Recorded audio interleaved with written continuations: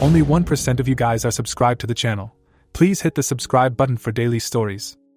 My 39F ex-husband, 38M, has been dating this woman for 3 years. For context, she is 24 years old. My ex and I were married for 12 years, and have been divorced for 5 years. We have 3 kids together who are now teenagers. My ex and I got divorced because we were young when we met, and got married, and we grew apart as people. It was a mutual decision, and we agreed our kids came first, and have always co-parented very well. This has been the case up until the last year when his girlfriend moved in with him. Previously we would do holidays and kids' birthdays together. Now when she is present they won't even sit near me at our kids' sporting events. I have always been nice to this woman, despite my kids expressing they do not like her, and they feel their dad acts differently when she is around. My ex told me early on she wasn't a fan of me and felt I intimidated her. When I asked him for examples of how I intimidated her, he said it's my face, that I have resting bitch face, and it makes her uncomfortable. My ex and her got engaged over Christmas and my kids were less than thrilled, my daughter especially.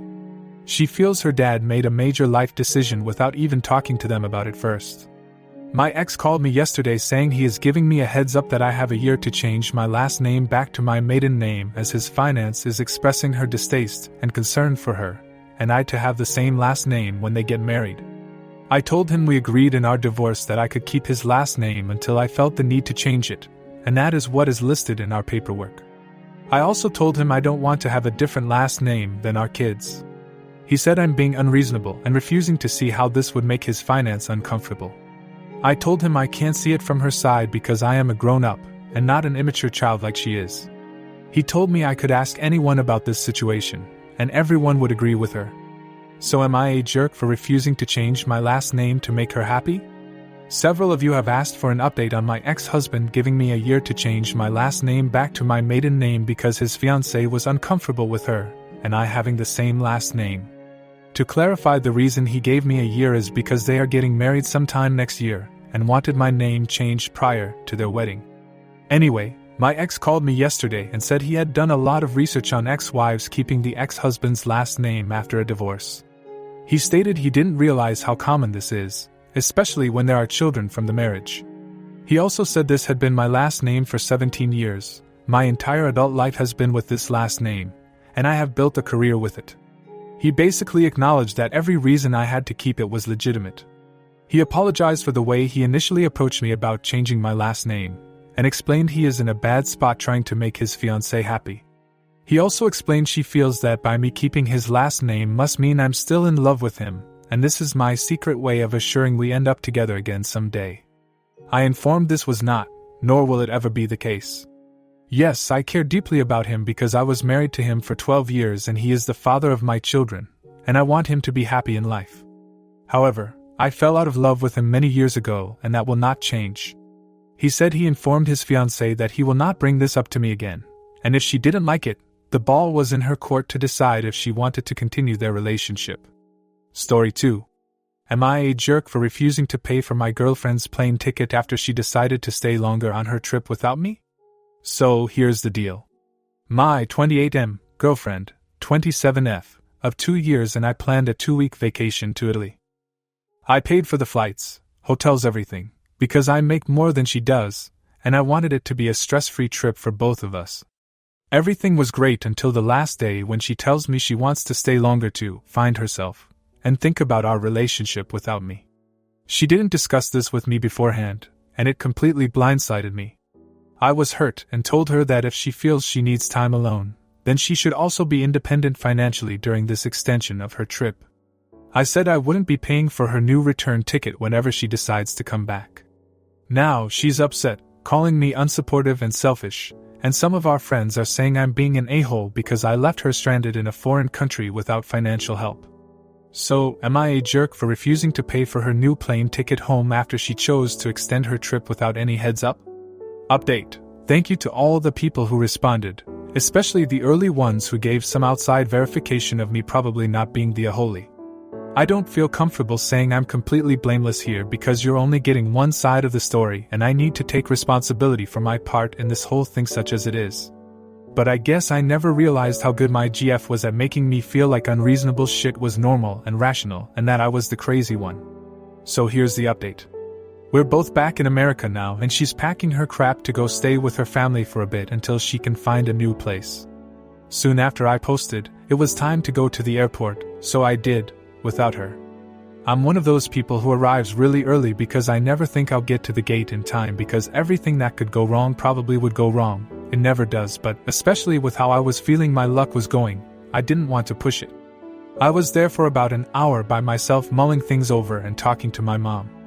I looked at a couple responses to this post, but I didn't trust that I wouldn't lose it if I started responding, and I definitely didn't want to burst into tears while I was in the airport. As I was talking to my mom, my GF showed up. I guess she thought I was bluffing but had a rude awakening when the hotel staff kicked her out of the room because I'd only paid through that day. I took no small amount of satisfaction in this, NGL. She'd been so concerned about the plane ticket that she didn't even stop to think about where she was going to stay. As many of you guessed, she met someone while we were in Italy. She was quick to tell me that it was just a physical attraction and that they hadn't done anything, but she had his at and was wanting to see if it'd go anywhere. I guess that's what I get for not feeling well and wanting to stay in one night while she went out to explore. Obviously, I told her things were over between us. Even though she tried to make it sound like nothing had happened, the fact was A. I couldn't feel like I could trust her when she said that, and B. I don't really want to be with someone who feels like it's okay to still keep her options open when she's been in a monogamous relationship for the past 2 years. The flight home was awkward as fuck, and she tried really hard to give another pitch for why we should stay together on the drive home from the airport. I think, as we got closer to home, reality started setting in, and she realized she'd just thrown a lot away. So yeah, I'm jet-lagged and physically and emotionally exhausted. I'm just kind of numb at this point. Story 3. Am I a jerk for not letting my wife hijack a free vacation? One of my 39M hobbies is entering raffles, sweepstakes, radio contests, etc. I've won tickets to concerts, sporting events, some household items, gift cards, but never a grand prize like a car or vacation. Until last month when I won a free trip for 4 people to Florida for 5 nights. Obviously, I was super excited and told my wife, 38F, about it right away.